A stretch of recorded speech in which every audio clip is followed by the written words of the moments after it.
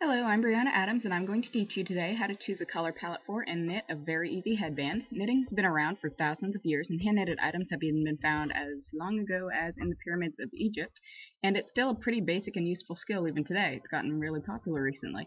When I design a knitting pattern, I look for things like dominance of colors in the palette and image motifs, and I thought a good easy example for the headband I've designed today is one of my favorite characters from my favorite television shows, Fluttershy from My Little Pony, Friendship is Magic. Now, obviously she's adorable, but what we're really interested in here is her color scheme. Her body is kind of a creamy yellow, her mane and tail are pink, and her eyes are blue. The cutie mark, her image on her flank there, is 3 butterflies with pink wings and blue bodies and antennae, the same color as her eyes.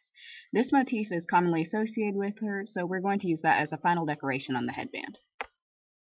All the supplies for this project can be found in your house or at any art store. The yarns needed are yellow, pink, and blue, and in something this simple they don't need to be the same brand or even size. Some scissors, a yarn needle, and a ruler to make sure that it ends up long enough or short enough to fit the head of the recipient.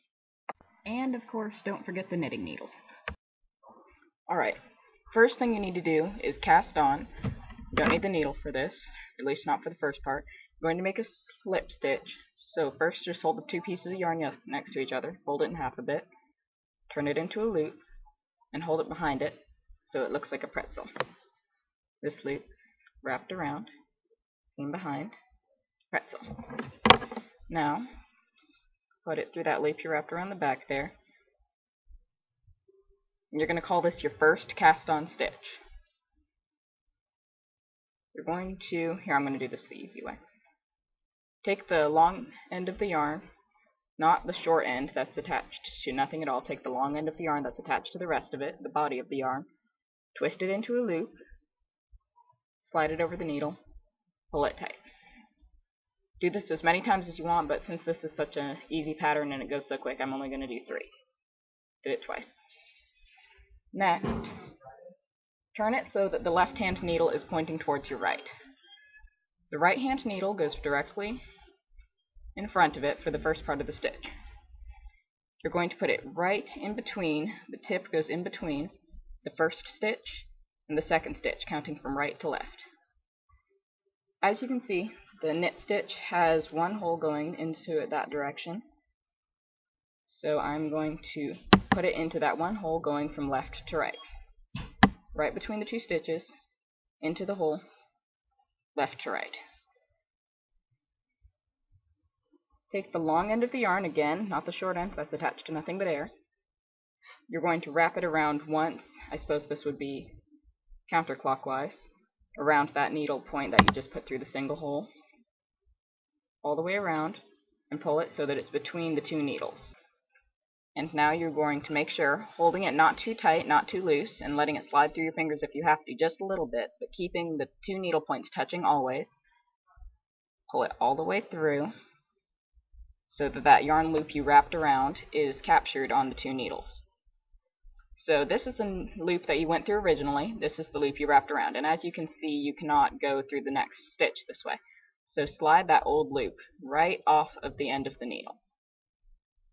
And that's your first stitch.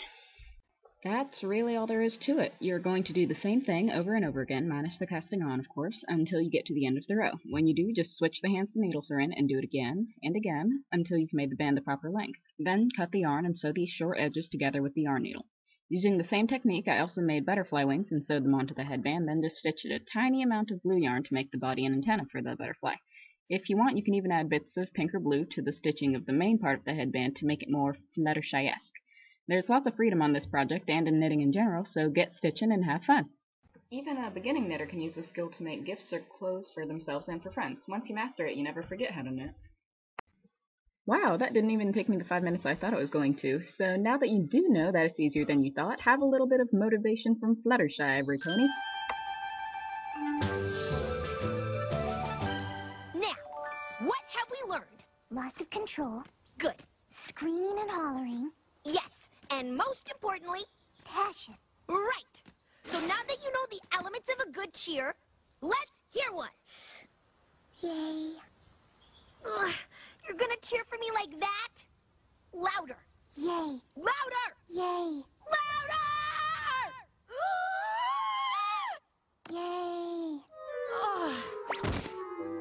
Too loud.